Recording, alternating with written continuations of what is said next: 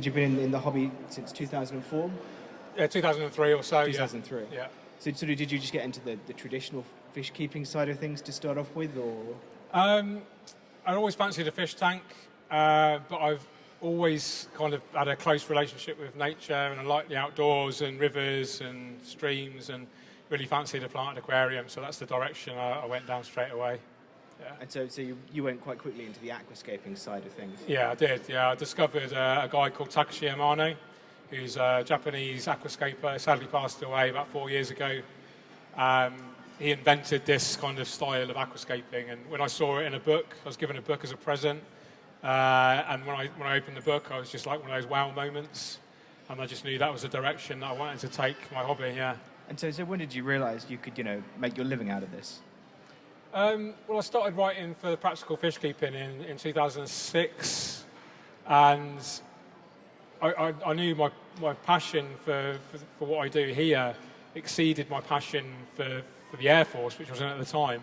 But the Air Force was the secure kind of financial security I needed to, bring up a family, a homeowner, etc. And it was such a big risk to lose all that in pursuit of a hobby, because the income wasn't guaranteed. But when I had this really tricky a tour of duty in Afghanistan, I was a bomb disposal, and I just thought, well, life's really short, and actually you're best off pursuing your passion.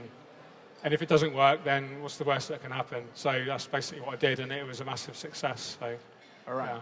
So sort of now you've made this work for you. What is the week in the life of a professional aquascaper look like? I guess you must have to travel quite a lot. Is it quite hectic? It's no days are the same, really. Very, very grateful and fortunate to have the opportunity to execute my passion and hobby as a full-time job.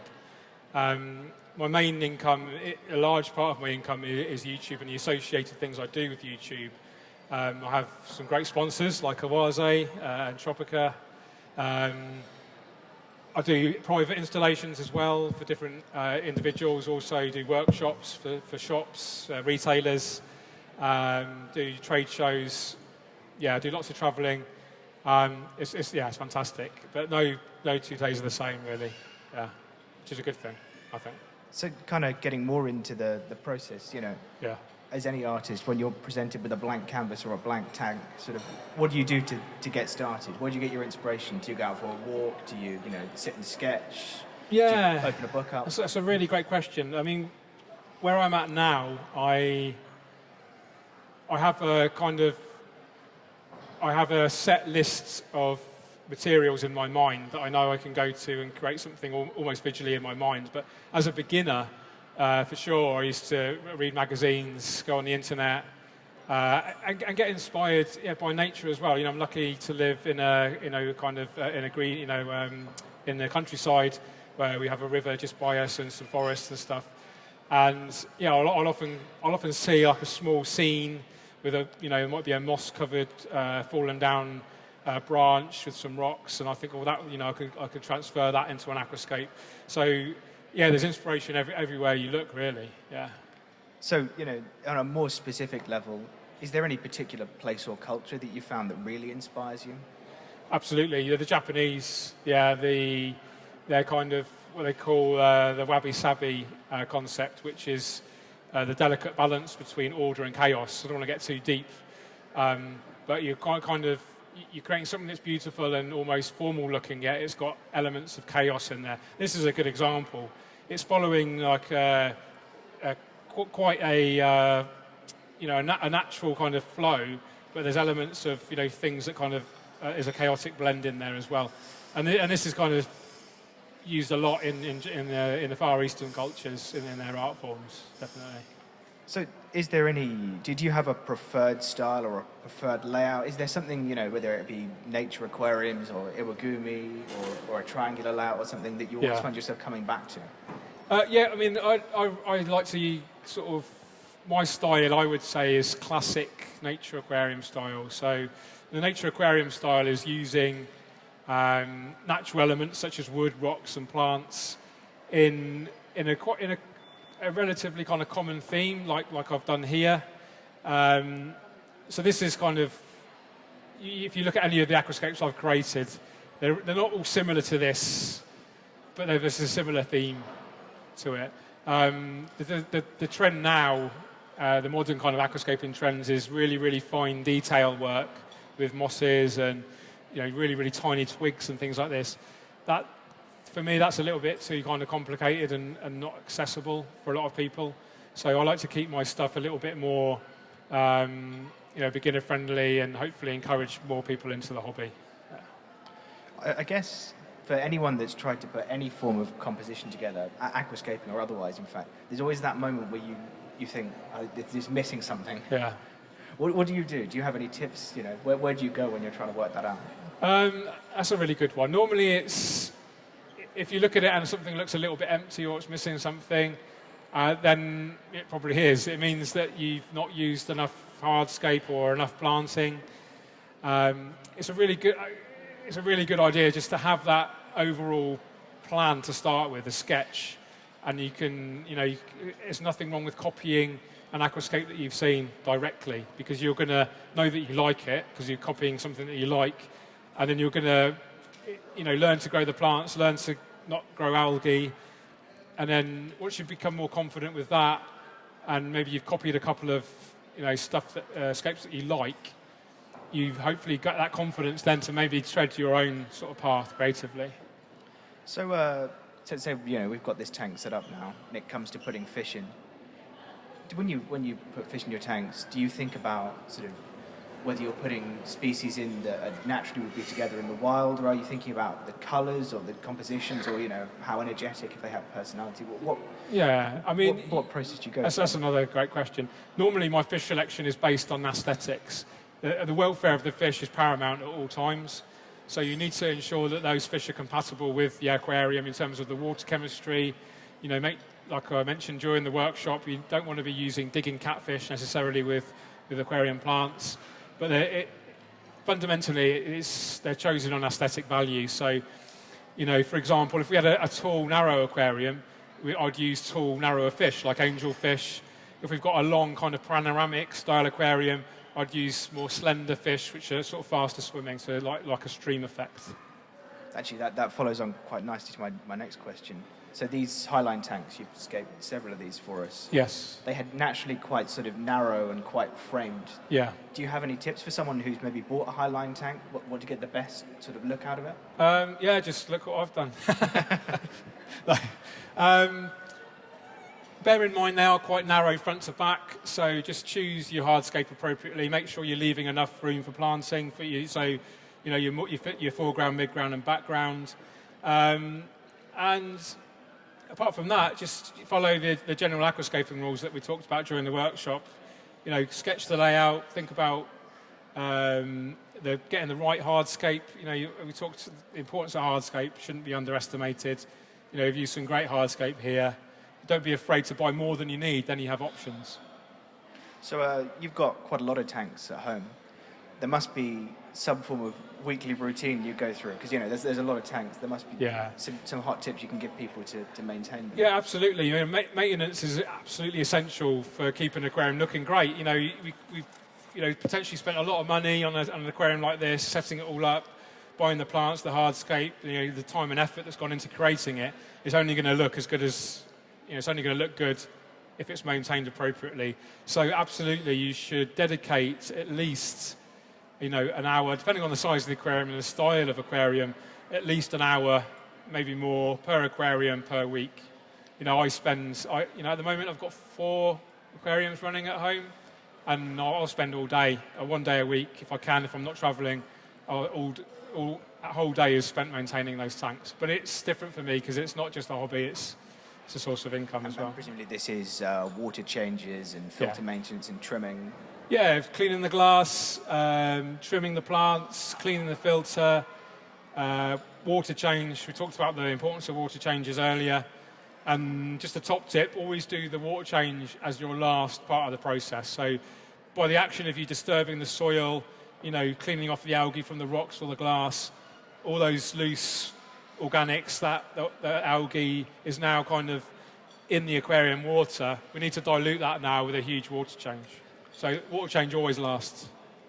So I guess following on from that, obviously as the tanks develop and grow in, they're going to change quite a lot. So Yeah. how do you work with that? When do you know when to trim them? When do you feel the need to make adjustments? I think that's more of a personal taste thing and an intuition that you'll develop as you get more experience. Plants grow at different rates, and depending on your system, depends on the rates they grow. So there's something that you'll just have to kind of learn for yourself. There's no real fixed kind of solution. So I think probably a lot of people here will have seen some of your work on YouTube and will see your tanks, and maybe will get home and try and set one up themselves, and wonder how you keep them looking so pristine. Is there any top tips you can give people for trying to keep everything looking green and lush? Yeah, well, first of all, they don't always look pristine. I have a couple of videos recently. I showed some of the battles I've had with algae in my bigger tank. But basically, it's just not hard work necessarily. Frequent, appropriate maintenance. That's all it is. Keep the glass clean, trim the plants, keep your filter clean, do your water changes. If you do all those things and you've got the appropriate equipment and you're getting the appropriate plant growth, then it should always look good.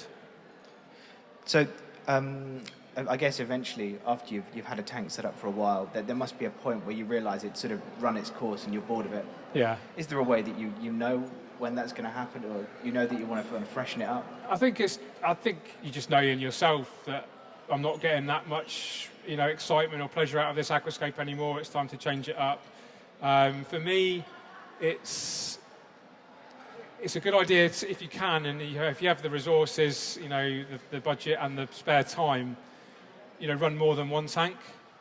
You'll get so much more kind of experience, and you can maybe have one tank running in the long term, and then you can use one kind of maybe a smaller aquarium to actually use as a high turnover aquarium to experiment with your new ideas, new plants, new fish, etc. All right. So for the person, obviously we're in a public space here, who's just walked in off the street and has never kept an aquarium before, but has seen this and is really inspired by it. Yeah.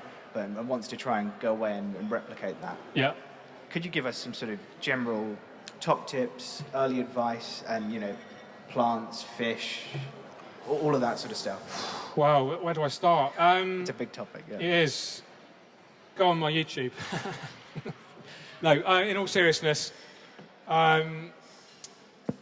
there's lots of great information out there. Practical Fish Keeping magazine is very good.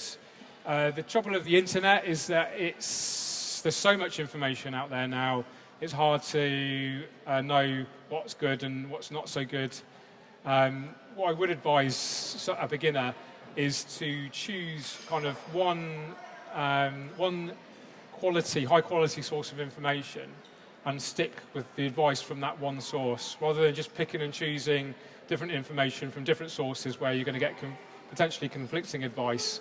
Stick with someone that you know and trust, and follow almost like a mentor, and just stick with that source. I think it's a good answer. It's a big thing in fish keeping. It's quite a confusing hobby to get into. A lot of the stuff we talked about during the workshop, some people will disagree with. I'm only talking about what I've learned from my own experiences that works for me. There's 101 ways, probably more, to achieve success and to achieve a similar result. But it's important to stick with that one, in my opinion, that one kind of methodology. And so sort of as far as plants and fish, is there any general advice you can give people, or would you just say, follow what's on the Tropica packaging? Follow what's on the, look at the brands that you're buying from, Tropica, Oase, they've all got great information out there that you can learn from. Find a decent retailer as well, and follow their advice. A decent retailer will look for a decent display aquarium, something that's inspirational. People have seen this. When you go into your next aquarium store, is it equal to or not equal to this sort of standard? If it is, then they might know what they're talking about. If it's covered in algae and plastic plants and stuff like that, then maybe they're not the best people to ask about how to keep a plant in an aquarium. So I guess you've sort of chosen this life as a professional aquascaper. Is there one thing that really makes you get out of bed each day? Sort of, what about it that you really, really enjoy? I love just sharing the passion. Absolutely, yeah. It's like I don't want to sound too cheesy, but it feels like it's my purpose in life. is sharing the passion of aquascaping, because it's enriched my life no end, and from the feedback I've had of countless people, it's enriched their life as well. And it might seem like a really small thing, having a beautiful aquarium in your living space, but if it's improving their quality of life, then that's a powerful thing, and that's what motivates me. Absolutely. How do you feel is the best method to bring aquascaping to a larger audience of people? I think live workshops like this, so people can actually see it for real and engage, one-to-one if they need to. If they want to ask a question personally, they can get that tailored feedback. Social media, there's some excellent Instagram accounts, Facebook pages, as YouTube as well. And there's the different, good quality manufacturers, Oase. I guess there kind of is a sense that definitely this whole home gardening, home planting thing is really, really starting to pick up. Do you think you know why that might be? I think people are. I think as a society now, we're becoming more and more digitalised. We're more and more plugged in to the internet. It's our smartphones are now an extension of us as a person, as a personality. The algorithms know more about us than we probably know about ourselves and our habits. And I think aquascaping and plants and indoor nature is helping to redress this balance. And I think there's a kind of human subconscious requirement, a need to disconnect digitally sometimes and have this fundamental requirement to fully engage with something natural and beautiful, because you can experience it in 2 dimensions, on a screen, on your phone, on a computer monitor, but it's not until you see, feel, touch, smell, and physically experience a live aquarium plant or a live terrestrial plant in a beautiful setting, then you really feel that almost soulful engagement. And I guess sort of for the final big question, and feel free to wax lyrical for this one, do you think aquascaping is an art form? And if you do, why do you think that? Absolutely, 100%. And I would absolutely challenge anyone to say otherwise, because this is a canvas, yeah? And these are the paints, and I am the artist and the hands are the brush. It's as simple as that. We're using compositional guidelines, we're using colours, textures, visual balance to create something that's beautiful to look at. And there's something that's beautiful to look at, by definition, it's an art form, I would say. And I guess there's possibly even that deeper level to it of how it makes you feel and what it can bring to your life. Exactly. It ticks so many boxes. It's something that's beautiful to look at. It's something that's beautiful to create and maintain. You get this sense of satisfaction because you've created it, and then long term you get the satisfaction from maintaining it as well. And it evolves and it develops, and you have that element of control over it. So you get an element of direct feedback and positive feedback that you are creating something that's beautiful, and you help maintain it in its beauty as well. And I don't know how many other hobbies, art forms there are out there that tick all those boxes. But for me, aquascaping is fundamentally, a beautiful thing. Where do you stand on the subject of mould in the fish tank, i.e. keeping all of it crystal clean, or leaving a certain amount of it in there to build up to support the microflora? Oh, okay, you mean like the detritus, the waste organics? Fish poop, basically. Yes, I'm a big fan of keeping it as clean as I can. In the higher energy setups that I normally run, like with high levels of light, any waste organic accumulation tends to lead to algae. If you're running a lower tech setup with lower levels of light, maybe more root feeding plants, etc., less fish load, then you can get away with more mold, so it's not so much of an issue. So where I stand on it it's not a fixed viewpoint, it depends on the situation. Jules, my question is regarding CO2. Okay. I know there's no defined, you can't just say 1 bubble or 2 bubbles per second. Yeah. But how do we actually work out how much is in the tank? Okay, it's a great question. For those that don't know, CO2 is carbon dioxide, and we inject carbon dioxide to improve plant growth. So the gentleman here is asking, how do we know how much to add? A really good, have you heard of the drop checker? Yeah? So it's a device that sits in the aquarium and it changes colour depending on how much CO2. But as a rough rule, rule of thumb, 1 bubble per second for every 50 litres of aquarium water. It's very, very generalised because different bubble counters have different sized bubbles, and depending on how much surface movement you got, lighting, plants, these are all variables that you need to consider with your bubble rate. But 1 bubble per second per 50 litres, and then go from there. But your drop checker, your 4 degrees kH with the colour that changes colour, that's a good device as well. Maybe you can give people some tips, because I'm sure you just start to get a feel over time for when your tank's balanced out. Yeah. So balance is, a lot of people talk about balance, and it's all about, you need to think about the aquarium and kind of, there's 4, maybe 5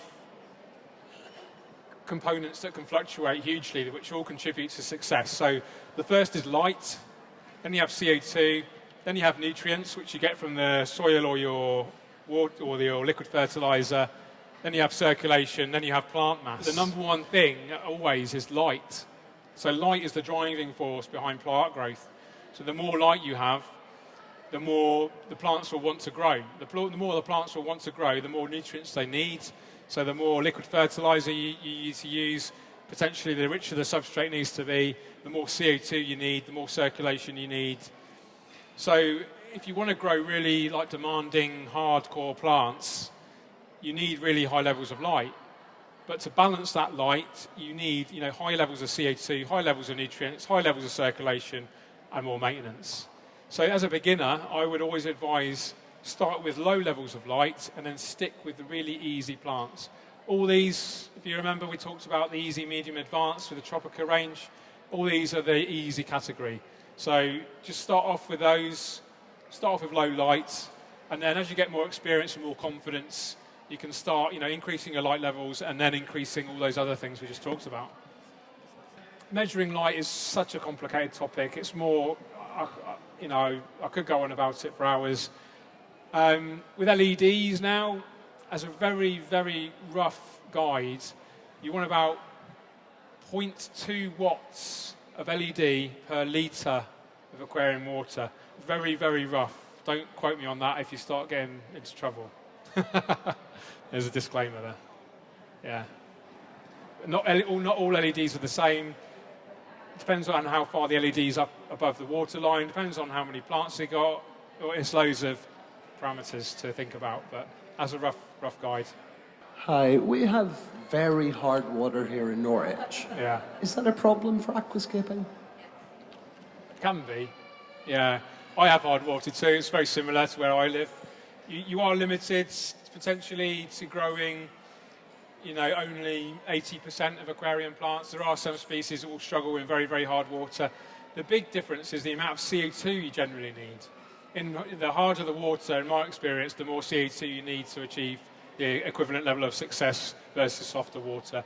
Some plants will actually do better in harder water. A lot of crypts will do better in harder water. Vallisneria actually uses the bicarbonates in the hard water as a carbon source. Ageria, there's quite a few which do actually prefer the water harder, but it's absolutely not a problem to have a beautiful aquascape with hard water, as you know. Yeah, and we do go through a lot of CO2. Yeah, I know. Yeah, me too. Yeah, it's a balancing act. If you've got one small aquarium and you're quite happy to invest in a reverse osmosis unit, for those that don't know, it's just basically a device that purifies your water, makes it super soft, takes out all of the minerals, and you can do that. Then you might need to buy a remineralising powder to get the water to the right level. So it's a little bit of trade-off. But in my experience and throughout my whole aquascaping career, I've just always used hard tap water in my home tanks with relative success. Just wondering, what remin would you recommend? CKM Equilibrium. Yeah, it's good stuff. I think I'm just going to start topping up with RO for now. Just top up with RO or rainwater. Yeah. Okay, thanks so much for coming, guys. Really appreciate your time. Hopefully you've learned some stuff. I really enjoyed that interview. Managed to get a lot of information out there. That was cool. Fingers crossed, yeah. Yeah.